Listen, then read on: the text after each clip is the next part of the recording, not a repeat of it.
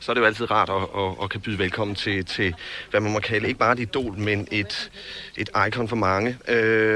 Og han sidder herinde i studiet og har slået sig ned her i sofaen. And hi, I'm fine. How are you? Not bad at all. Okay. I'm much better than I have been on this trip. Yeah, I heard you caught the flu. Yeah, from the very first day that I left New York, and it was really, really bad through the 2 shows that I did in London and Milan. We got through the shows fine. In fact, they're very good shows. But I'm feeling great today, so I'm looking forward to tonight very much indeed. I know there's a lot of people looking forward to tonight. Yeah. It's our last show? Well, my last show of the century, literally. This one tonight, yeah. That's it. It's over. It's over. Yeah. But one thing, when you make remarks like that, I remember reading somewhere that you back in the mid-'70s went on stage somewhere, I think it was in London, Hammersmith or something like that. Yeah. And you went on stage and you said, this is going to be the last show of the tour and the last show I'll ever do. No, I didn't. I said, this is the last show we'll ever do. And indeed it was. The Spiders and I never worked together again. Yeah. But people interpreted it like, oh, he's never going to perform again. Well, they should listen. Well, I'm listening now, that's for sure. That's the most misquoted line I've ever said, I think. Yeah, and it's repeated over and over again. Yeah, it was never me, it was we. Yeah. But listen, David, I've never seen anything like it with the commotion that you caused on our fax, on our email. God. It's like literally thousands of questions. It took me hours to type those out. Yeah, it must have. I'm sorry to say we probably put down 2 trees in a rainforest or something like really? that. Really? Print it out. I'm sorry, we should have brought in a computer instead. Yeah, just downloaded it on a floppy. But one thing that's really seems to be caught on with your fans is, of course, all of them know your homepage on the internet, and it's a place that you go on really often, and you sit and chat with your fans. When I'm not on tour, I must say it's quite difficult sometimes on tour because it's not always the easiest thing to get online from hotel to hotel, depending on what country you're in. Even though AOL is very useful, you can usually find a local access number. But I do. At home, I go on maybe, between 2 and 3 times a week. I always check in, see what everybody's talking about. And sometimes I go in anonymously, and sometimes I go on as me. Okay. Yeah, because that's a question that pops up all the time is, who are you when you're on the net, when you're chatting? Do you have when I'm actually chatting, I'm called Sailor. And so that's out now. Everybody knows. Well, everybody already knows it's me, okay. You know. And, of course, you can always check a number anyway, so they can tell if it's really me or not. Okay. Because they know that what my home base is. So nobody else can use Sailor, because you just trace it back and you'll find out whether it's real or fake. It seems like you're very fascinated with the net. You use your homepage is really amazing. It's been given out awards and everything. It's hundreds and hundreds of pages deep. I mean, the content on it is becoming formidable. It really is. I mean, if it were published as a book, I don't know how many volumes it would go to now. I mean, it really is that deep. You have to drill very deep to get through it all. It's pretty good. I'm very proud of it. Yeah. And we're increasing it all the time. We're changing servers next year, and I think we've got some fantastic new things for it around February next year. But it seems like it's going to be the way of the future, that David Bowie is never going to leave home. He's going to stay at home. He's going to perform concerts from home. I kind of got itchy feet, as usual, doing these 3 or 4 gigs that we've done. Has given me real impetus to work on live again, but it won't be for some time. I've got a lot of writing I want to accomplish this year. This next year. I've started already a couple of theatrical pieces that I want to finish off. But I'm not in, but I'm writing. Yeah. Also, there's an album I'm really, really excited about making with my old co-producer, Tony Visconti. He worked with me on things like Young Americans and Low and Heroes and Scary Monsters. I mean, he really has done some great albums with me. And it'll be the first album that we've done together since Scary Monsters, so that's pretty exciting, I think. And I've gotten behind in by painting and all that, sculpting, and I really want to have some time to get back into it, because I do miss it, and I like doing it very much. It's quite an important part of my life, just as a person, to actually do that, And you showcase some of these things on your homepage on the net. Yeah, I usually put up the stuff that I'm painting, whatever. But on the other hand, I also encourage the users to put up their works as well, so all their stuff is up too. And they send in the work that they're painting, or photographs that they're taking, stories that they're writing, songs that they're writing. One thing that you did, which, of course, gave a lot of publicity and a lot of good songs, I think, was that you put out a competition, write a song for David Bowie, or write a song with David Bowie. Yeah, I was trying to think of interesting kind of approaches to how you can encourage the idea of interactivity between artist and audience, and the most obvious thing is that if the audience and the artist did something together, and the most available way of doing that was with the use of a song. So I wrote a simple melody and filled in the choruses myself with words, but then got the users to submit lyrics for the rest of the song, and we got 80,000 80,000 submissions, which I then opted out of choosing them all myself, and we put them back online and had the users bring them down to 200. Okay. And out of those 200, then I made the choices. I was not. There's no way I could read through 80,000. What, were you surprised that there was this big a response? It was phenomenal. We didn't expect anything like it. And the irony is that we had people like The Cure submitting lyrics. They were in the top 200 as it happens, but because they use pseudonyms. Oh, they told me afterwards. They said that was us. We didn't choose it. No, we'll have to hear the song that was finally chosen. The young guy from Wisconsin. Alex, he was just great. He came in, we brought him in for the weekend to New York, and we took him off to see a lot of things, everything from museums to restaurants to rock clubs, and he saw a musical as well. He saw Hedwig, which is a new kind of rock musical in New York. He'd never been to New York, so he had a wonderful time. How did he react when you kind of David Bowie? The lovely thing is that he came into the studio and he brought his pal with him. Yeah. And I got the two of them to also sing on the song as well. So we had the same, and we had it going out live on the internet, so you could actually look around the studio. We had a 360-degree camera, and you could kind of follow what was going on. And that was going out live for 3 or 4 hours. But then afterwards, we got him quite a lot of money for a publishing contract, so that he could continue writing. And he sent me a charming, lengthy letter, about 12 pages, really beautifully written, on his weekend in New York and all that. And at the end of it he said, by the way, the money that I won, I'm going to put myself through college to study literature, which I was so pleased about. I was really knocked out about that. That was really lovely. Is there going to be anything like that in the future? Are you going to do other stuff? I was so excited about the prospects that one could. I need to get the server thing sorted out. I got some great ideas, but I just need a little bit more oomph. Yeah. One thing that could be a little bit scary is that you're creating a David Bowie society on the net where you can do everything. You never have to leave the net. You can do everything. I find that. I know that's scary for somebody. In the chat rooms, I find that a lot of what they tend to do is they live very real lives, the users, and what they tend to do is compare notes when they come back. The stuff isn't all about me by any means. I mean, they talk about the exhibitions they've been to, or films, or shows that they've seen, and so it really there is a great degree of interactivity between themselves without my participating even.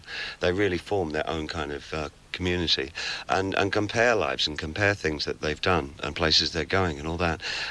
But I think that was initially the reason that I wanted to start that particular kind of ISP, because most ISPs, it's not a simple site page. It is an internet service provider, so that you also get, if you want, your world news and sports and weather and headlines, stocks if you want them, like any other ISP. But most ISPs are pretty generic. They're kind of bland, And initially we started the company way back because I thought that the most interesting thing is that if you had ISPs that were autonomous and really geared towards the interests of a certain group of people, so they were smaller but more beneficial to a smaller group, that could be, and indeed, a real popular way of approaching an ISP.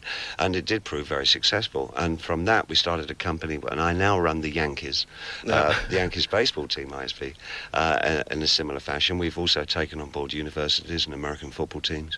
I've got a couple of pretty major rock artists that I'll be handling from the beginning of next year. So it just turned into, and we're still the only company doing it. I'm amazed, we've really... We've sort of got a monopoly on it. When can we buy stocks? Probably won't be in the too distant future. Well, listen, we have bunches of questions for you. Now we're going to... Oh, God, okay. Drop into them. And this one is from a girl called Tilda, and she's, as a matter of fact, the winner of the 2 tickets for the concert tonight. Great. I hope you enjoy the show, Tilda. And her question is, if you had the choice, what would you prefer, to go 20 years back in time or to travel 20 years forwards? Well, my initial reaction to that is, I think, obviously 20 years forwards. But on the other hand, I would qualify that and say that I am actually very, very happy in the present. I'm not particularly a futurist, and I don't have personal expectations for the future, in as much as I don't try and create ambitions for myself in the future that may be unreachable. I find it a big enough ambition to enjoy the period that I'm living through right now, and I think there's enough to accomplish on a day-to-day basis without having to give yourself the nightmares of wondering what you do in the future. But I think my natural human curiosity to find out what life would be like in 20 years, it would be kind of cool to be able to do that. And go back to now? No, the back thing doesn't interest me. It doesn't? No, not at all.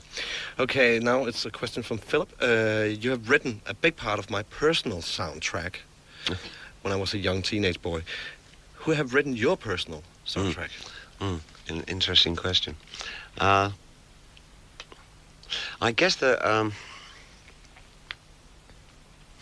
Again, I think probably I never really homed in on one artist. I always had a very eclectic response to music, and I think the things that I played at home all through my life changed considerably year to year, and it would be a mix of what was exciting about contemporary music and a great portion of jazz and classical music, and some of the artists that had always excited me. So, but I guess in there somewhere's got to be Little Richard, John Lennon, Scott Walker, believe it or not, who I think is absolutely a formidable talent. Sonic Youth, it's Velvet Underground, Stockhausen, Wagner. It really, there doesn't seem to be any kind of consistency or thread to what I listen to. I guess I like listening to music that is well formed in its genre, and I don't really mind what the genre is. The only thing I have a problem listening to is country and western. That really isn't part of my... Garth Brooks is not going to be happy.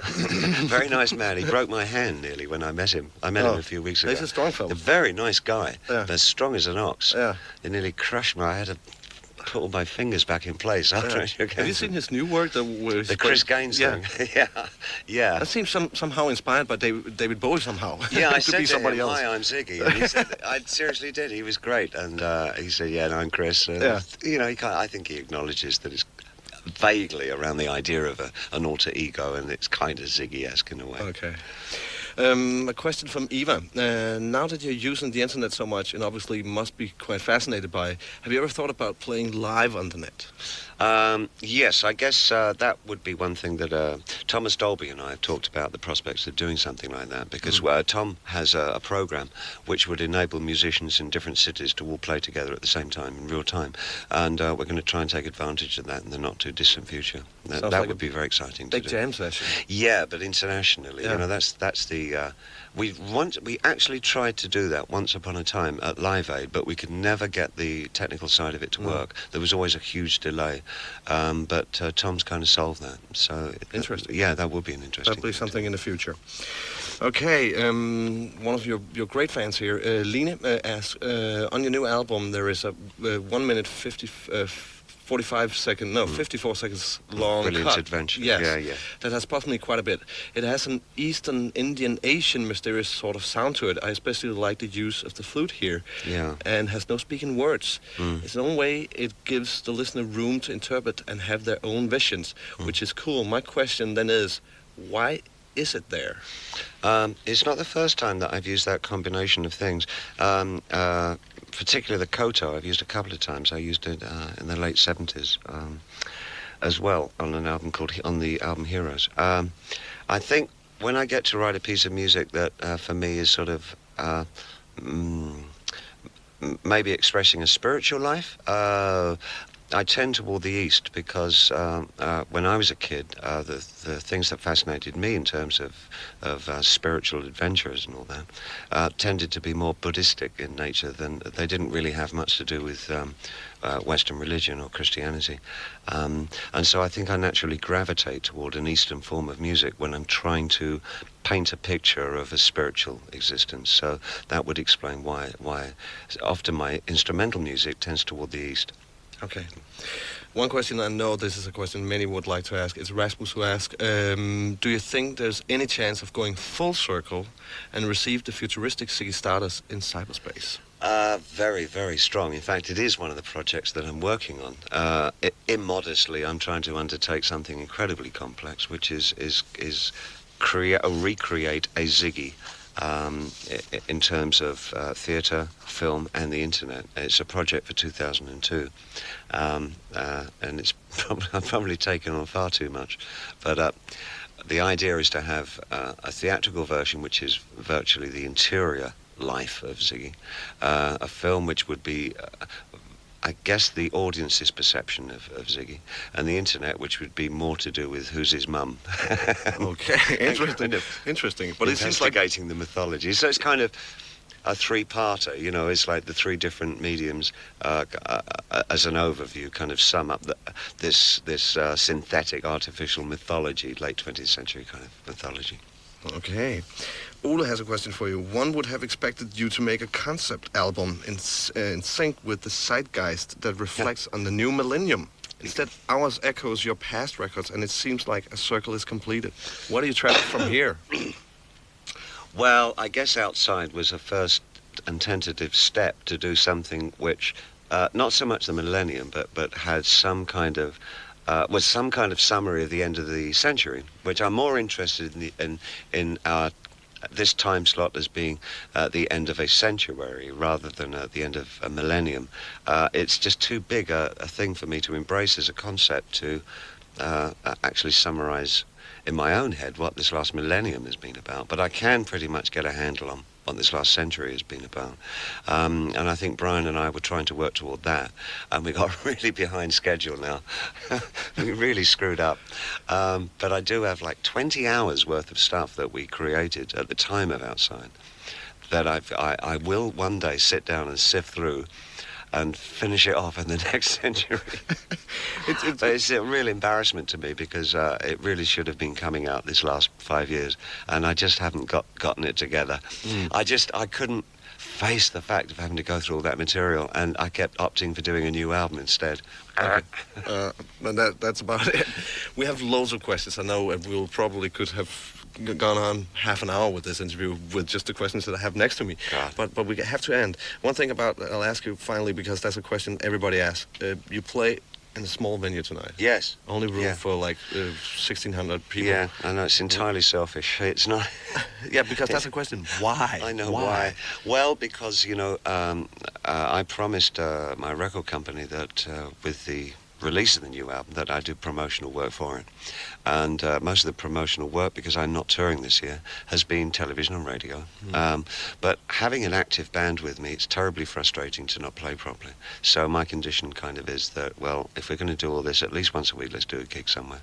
And so we've slotted in one gig, you know, 3 weeks, we've done 3 gigs. Why such a small venue? I know.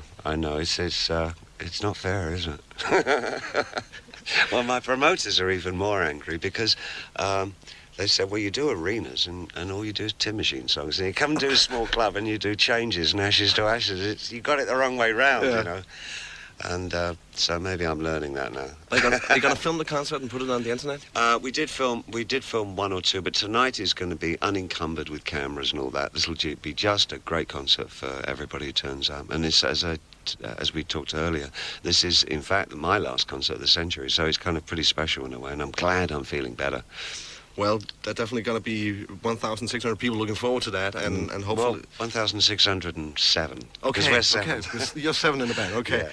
David Bowie, a pleasure talking to you, and thank you for taking time to come and visit us. Oh, it's my pleasure. I know we couldn't ask all the questions we'd like you to ask, but that has to be another time. We'll keep them with you. Maybe you can study them like extra material to hide away in the vault. Tonight on the stage. Do that. Thank you very much. Very nice. Thank you very much. Bye-bye. Enjoyed it.